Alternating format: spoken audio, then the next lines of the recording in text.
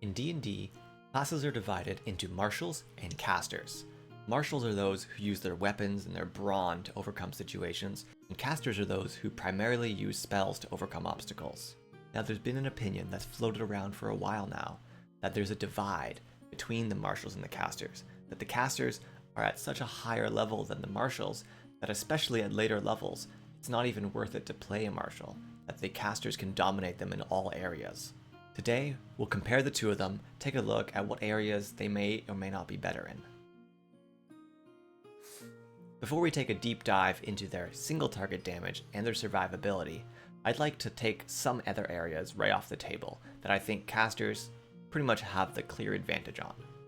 Number one is area damage. There's no way that marshals can compete with this. Marshals can attack multiple times on a turn, so they can spread out their damage a little bit, but that can't compare to a fireball or any other big area of effect spell. This is caster's specialty, and I think it's supposed to be. The second one that I think there's no comparison is control. Casters have amazing control even at level 1. Sleep, hideous laughter, grease, so on, and it just moves up from there and gets stronger and stronger. Marshals have some ability to control, such as grappling, tripping, shoving, even taunting the enemies so that they won't attack others. But for the most part, they are left in the dust by casters. And this does make sense. I think that overall, marshals should get more control options, but casters having a lot of control makes sense to me. The next area that casters totally dominate is support. There are some support options here and there among marshals, but for the most part, it's casters that own this. Even from level 1, Bless, an amazing spell. I really wish that 5th edition had some sort of support or control marshal class. Something like 4th edition's Warlord. I really loved that, and it was a really cool concept. Next is utility. I'd like to say that marshals actually have a pretty decent shot here, especially rogues.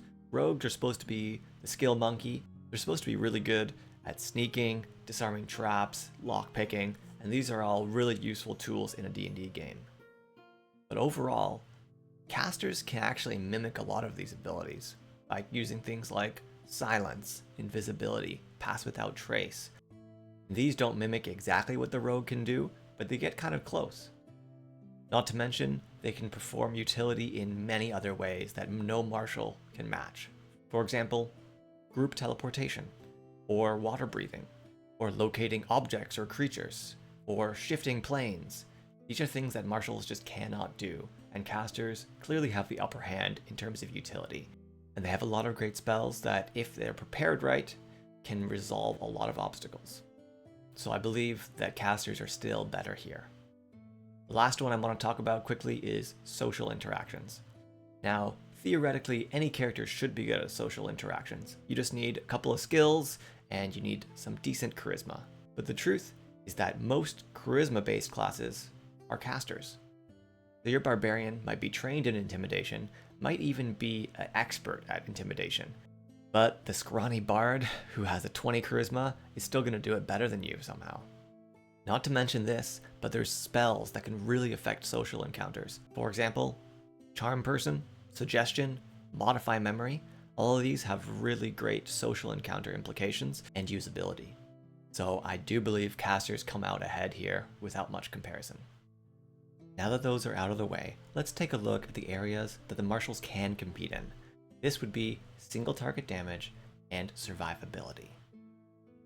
To compare them, we're going to take builds for the marshals that are meant for damage. They're going to be optimizing to deal as much damage as possible. For the casters, we are going to be casting one leveled spell per encounter. The rest of the turns, we're going to be casting cantrips only. Let's compare the two of these and see how they'll stack up. For damage comparisons, we're not going to be calculating damage per round. We're going to be calculating something called combat space. This is what percentage of an encounter you can take out on your own. Every encounter is going to have a series of enemies. Each enemy has a certain amount of HP. If you add all the enemies' HPs up, then you're going to have a total HP pool for your encounter. If your character deals enough damage to take out 50% of this HP pool, you are at 50%. If you're in a party of 4 and each of you are taking up 25% of this HP pool, then you'll be able to defeat the encounter. I'll then categorize this number into low, average, or high damage. Low is going to be 20% or under. High is going to be 30% or over, and average is between 20 and 30%. We hope that marshals that are focused on damage will be able to do high damage throughout their entire career. I'm going to take this slowly at first, but we'll speed up and hopefully we can zip through the classes and you'll see the damage potential of all. Obviously, these are just example builds. This is not the max damage a class is dealing, and it's not the minimum. It's just an example build for high damage. I'll be taking these builds from level 1 to 17 in each class, no multi-classing and no subclasses. Let's take a look at our first class, the Fighter. This is the bread and butter, the most basic of all classes, so we'll start here and kind of use this as a guideline for all the other classes. For all our builds, we'll be taking Variant Human or Custom Lineage so that we can get an extra feat at level 1. We're going with Polar Master here. We'll use our action to attack with our Halberd with the front, and then a bonus action to attack with the back. This bonus action is provided from the Polar Master feat. In total, we'll deal 9.5 points of damage per round, and over the course of 4 rounds, this is going to take out 37% of the enemy's HP in the entire encounter. This is high damage. This is good. At level 5, we end up getting extra attack, and now we attack twice with the front and once with the back. We also have the Great Weapon Master feat, and so when we hit way harder. Right now, we're dealing 22.4 damage per round, and this is taking out 40% of the encounter, or 40% combat space. This is very good. Unfortunately for us, this is our max. This is the peak of our fighter's life. Right now, we're going to feel more capable in combat than we will for the rest of our career. At level 9, we'll take out 39% of the combat. This is pretty close to level 5, but a little bit lower. At level 13, we now have Fighter's extra attack, so we attack 3 times with the front and once with the back. Unfortunately, the enemies have gotten so much stronger now that we're actually taking out less of the encounter than we were before. We're now taking out 33.6% of the combat, as opposed to the 39 at level 9.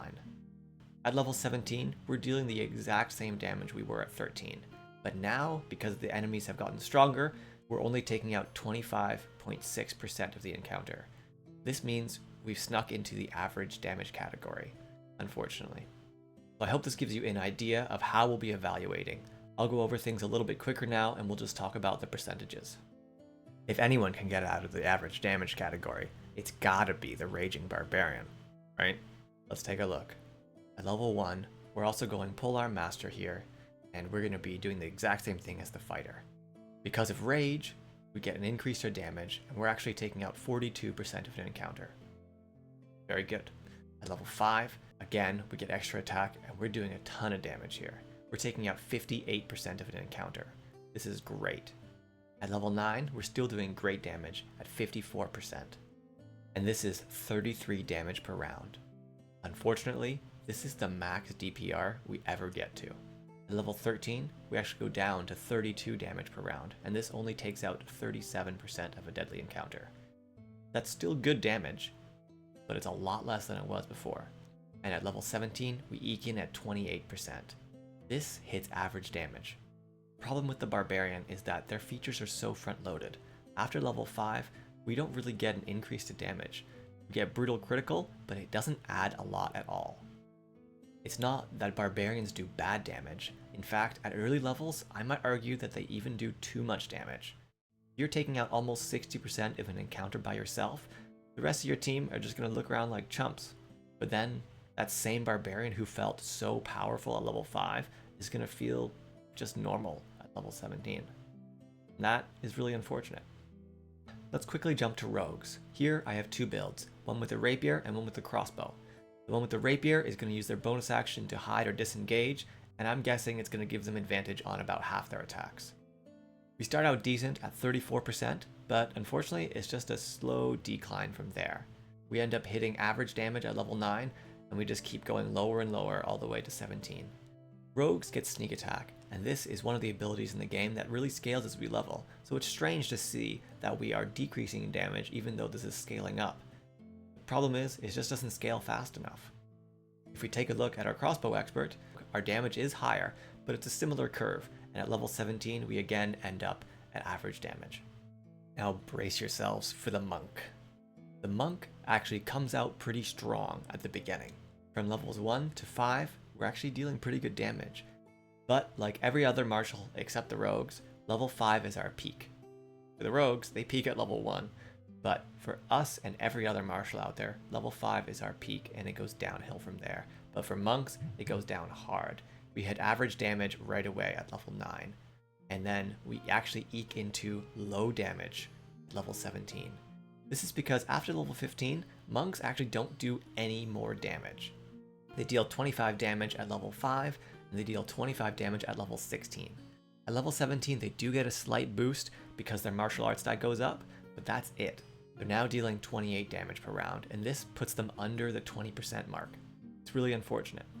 The only thing that scales as they level is their ki, and we can use this to do more and more stunning strikes. Here, I'm assuming we are hitting a stunned enemy half the time, and I think that's pretty generous. It's also hard to optimize a monk. There's not a lot of good feats you can take that will boost your damage.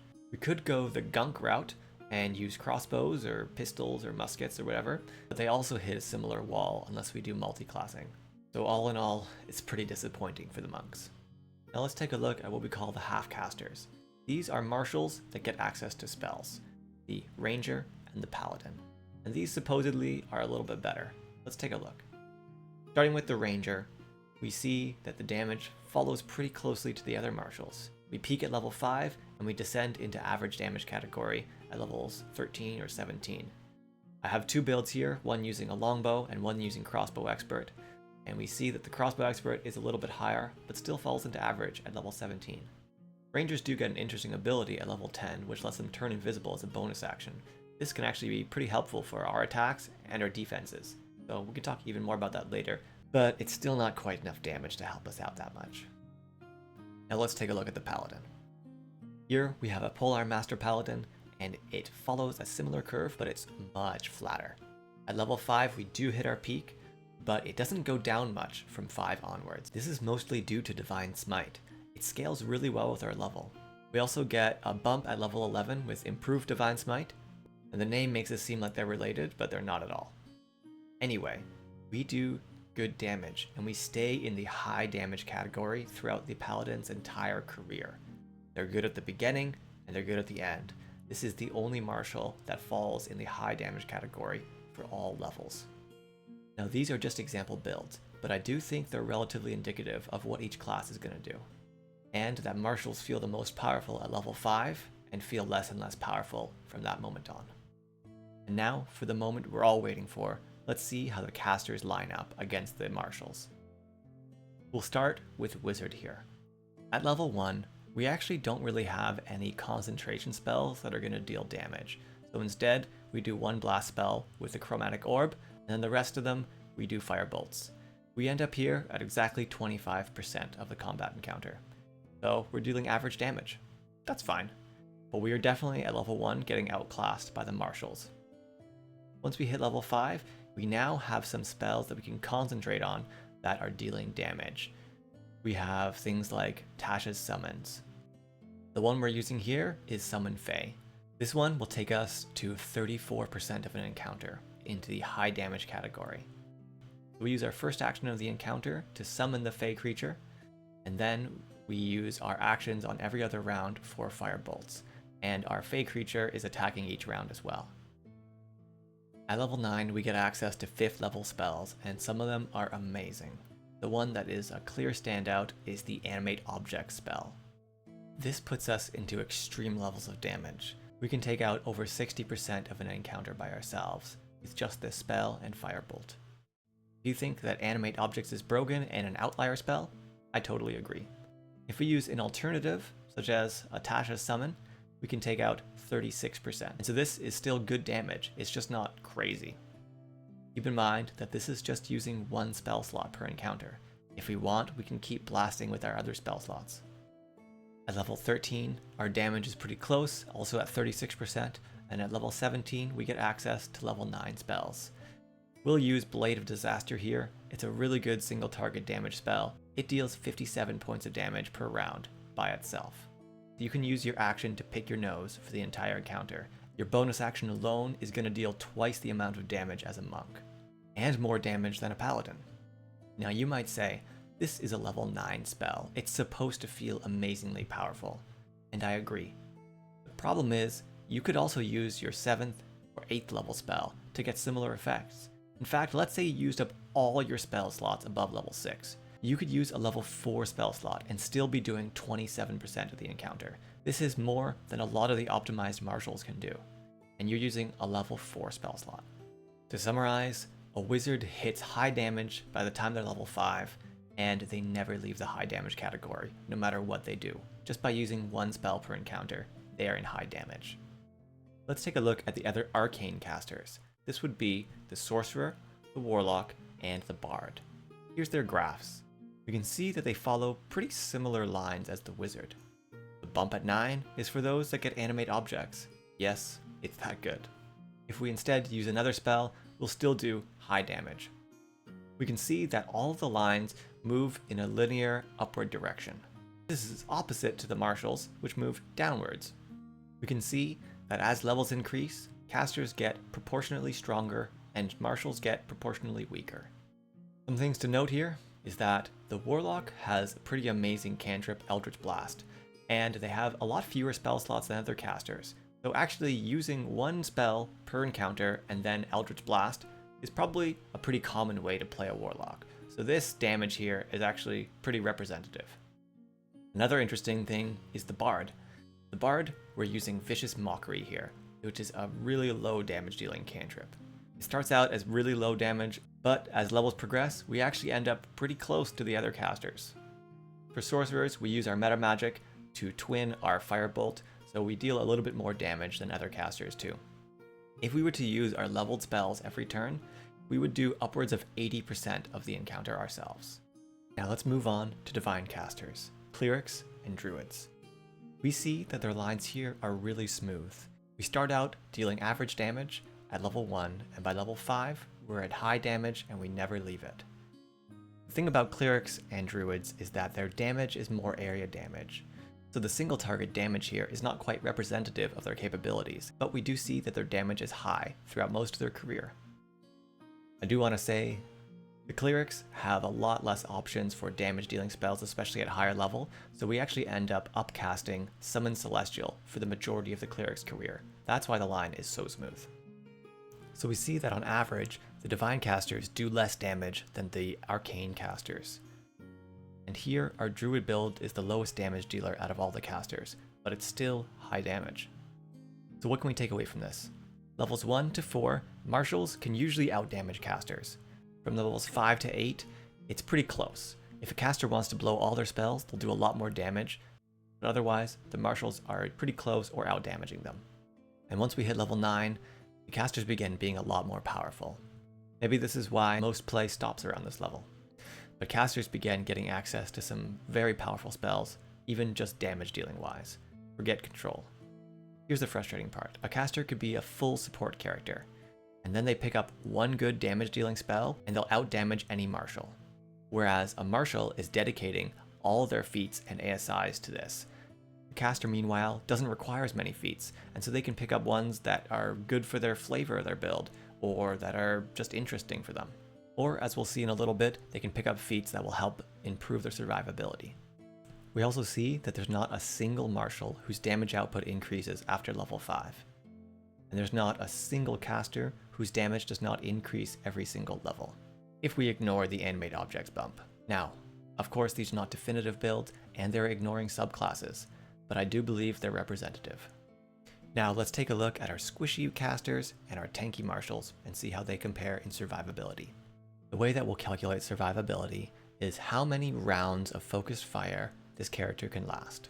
We take their health and divide it by the amount of damage they receive each round. We calculate the amount of damage they receive based on their AC and their dex and con saves. This is where most of our damage comes from. Now, let's take a look at our fighter build. This was the Polar Master, so he's using 2 hands, no room for a shield. We do take the defensive fighting style, So we end up with a 17 AC at level 1. This is pretty good. I'm going to assume at level 10 we end up with plate, so we jump to a 19 AC. At level 1, our fighter has 12 HP and a 17 AC. If every monster in this deadly encounter was focused fire on us, we'd take on average 7 points of damage per round. That means we can last 1.7 rounds. We can follow this graph and see that at level 5 there's a drop off. Monsters start hitting a lot harder here. For the majority of our career, we can last about 1.25 rounds before we fall. This is an example of a reasonably average martial character in terms of their tankiness. We'll quickly look at all the other classes and we'll see they're not too far off. The red line here is the Barbarian, and we can see it's pretty close to the fighter. Even though Rage is cancelling out a lot of the damage due to the bludgeoning, piercing, and slashing resistance, our reckless attacks are giving people advantage on their attacks against us, and those kind of cancel out. Plus, the fact that the bludgeoning, piercing, and slashing damage goes down a lot as we level up, we're just not reducing as much as we might think. Here is the Rogue. Its survivability is actually a lot better than I expected. This is due to a couple things. One is Uncanny Dodge. As a reaction, rogues can block some of the incoming damage and only take half of it. The other is Evasion. This comes online at level 7 and lets us avoid a lot of dex-based attacks. So it helps our survivability a lot. Here's the Monk. Monks aren't known to have great defenses, but they're okay. The reason they're okay is because their AC is scaling as we level. Most of a Monk's ASIs are going to be dedicated to their dex and their wisdom, and as we boost those, our AC is going to max too. This maybe is not as representative as we might think, because other martials are going to be getting magical armor, which boosts their AC, whereas monks don't get that, so they'd have to boost it naturally. But monks also get evasion, like rogues do, and they also get proficiency in all saving throws. These both help quite a lot. Now let's take a quick look at the Ranger. The Ranger follows the fighter pretty closely, but at level 10 they get that ability where they can go invisible. And that is a great boost to their defenses, so people are attacking them at disadvantage. For Paladins, we're almost dead on wizards. And since this build is for damage, we're not going to be using our Lay On of Hands in battle to heal ourselves. Now let's move on to our casters. First, we'll look at the wizard again. Here we see the wizard's survivability is a lot less than a fighter. They have a lower AC, they have lower HP, but this wizard is not using mage armor, it's not using the shield spell. It's only using those spells that we talked about before. One spell per encounter and cantrips. Now let's take a look at a wizard that would dedicate some resources to defenses. Let's say they use mage armor and they cast the shield spell when it's available, and once they've maxed out their int, they take the tough feat. Here we see at lower levels, it has better survivability than a wizard, but a lot less than a fighter. As these levels increase, we end up taking our tough feat and we get more and more spell slots available to cast our shield spell. So at level 8 onward, our wizard is actually just as tanky as this fighter is. Another option for increasing our wizard's tankiness would be to take one level dip in fighter. Now we've never introduced multiclassing before, so maybe it's unfair, but I just want to see what one level dip in another class can do for a wizard. If we take a dip in fighter, or artificer if your table allows, we can get medium armor and shield proficiency. With these, we actually have a higher AC than our fighter does here. We can afford to use the shield because our damage output's not dependent on using both hands. And then with the remaining spell slots we have, we'll cast shield. We can see that a wizard with a 1 level dip can match the survivability of our fighter. And if we take that dip in artificer, we're not even slowing our spell slot progression. That feels a little unfair. Now we could say the same thing for marshals. Marshals could take the tough feat and that would increase their survivability. But many of these builds already have 1 or 2 feats in order to maximize their damage. And then they use the remaining ASIs to boost their strength or dex or whatever it is. So often, marshals have to dedicate 4 ASIs to maximize their damage, whereas casters only need 2 so they can max their casting ability score. So casters are more likely to take some defensive feats, especially Resilient Con, which will help not only their concentration, but also decrease a lot of the damage they take due to those con saves. So that's Wizard, and Sorcerer is pretty close to that. Let's take a look at Warlock. Warlocks have some armor, and they have more HP than Wizards, so they already start quite a bit tankier. And Bards are the same here. The thing about Warlocks and Bards is they both have subclass options that grant them medium armor proficiency and shield proficiency. So if they want to boost their survivability, they can easily pick those up without even deviating from their class. Warlocks, however, don't have as many spell slots to spend, like other casters do, so they can't spam the shield spell every turn, so their defensive options here are actually a little bit less. Bards don't actually get access to the shield spell, so their defenses are also less. Similar to the wizard, if we take a 1-level dip, we'll also end up with defenses pretty close to the fighter. Our marshals can also multiclass, and they can multiclass to boost their defenses by getting the shield spell, or by boosting their offense by getting things like Hex or Hunter's Mark. These are very viable and can be powerful. These builds already use our bonus action, so we can't benefit from a dip here. But yes, it's not just one-sided. I do think the casters have an easier time with a 1-level dip to shore up their defenses than marshals do, taking a 1-level dip in caster to boost theirs. So what are our takeaways from survivability? I would say that yes, casters without any cares to their defenses are squishy. But with minimal effort, casters can reach a reasonable amount of tankiness. A lot of this is due to the shield spell. I think it's a little too powerful to give +5 to your AC for all attacks for the entire round. Now marshals do get some things that do this as well, such as the Battlemaster's Bait and Switch, which gives a boost to AC for the entire round. But once casters hit a high enough level, they can cast shield a lot. And for the most part, casters aren't in melee, so they're actually getting hit a lot less, so they can save those shield spells for later.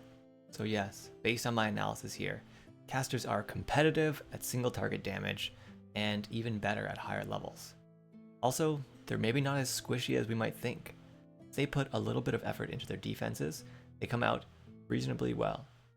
So I'd say under level 10, the divide's not too wide, but after that, it starts to get wider and wider as spellcasters get a lot more spell slots and their spells become a lot more potent.